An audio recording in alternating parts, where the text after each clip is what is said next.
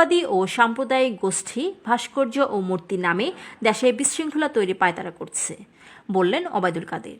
লক্ষ্মীপুর থেকে রাকিবুল ইসলাম রাজুর রিপোর্টে ডেস্ক নিউজ।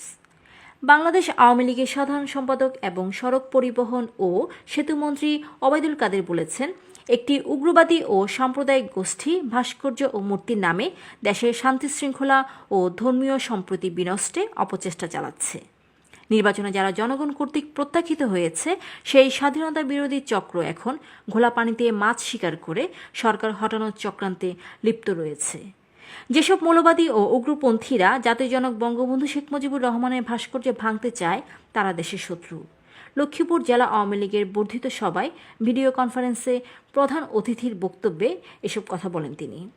এদিকে আওয়ামী লীগের যুগ্ম সাধারণ সম্পাদক মাহবুবুল আলম হানিফ হেফাজতে ইসলামকে ধর্ম ব্যবসায়ী হিসেবে আখ্যা দিয়ে বলেন, সরকারের বিরুদ্ধে আপনারা কথা বলেন, হুঙ্কার দেন, আপনাদের স্পর্ধা দেখে জাতি অবাক হয়।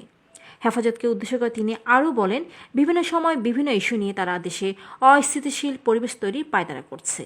এ সময় জেলা পরিষদের চেয়ারম্যান আলহাজ মোহাম্মদ শাহজাহান, লক্ষ্মীপুর পৌর মেয়র আবু তাহের, জেলা আওয়ামী লীগের সহসভাপতি মিজানুর রহিম সহ কেন্দ্রীয় আওয়ামী লীগ, লক্ষ্মীপুরের বিভিন্ন উপজেলা আওয়ামী লীগ ও সহযোগী অঙ্গ সংগঠনের নেতা কর্মীরা উপস্থিত ছিলেন। Tahura Pinky, desk news, BMF television.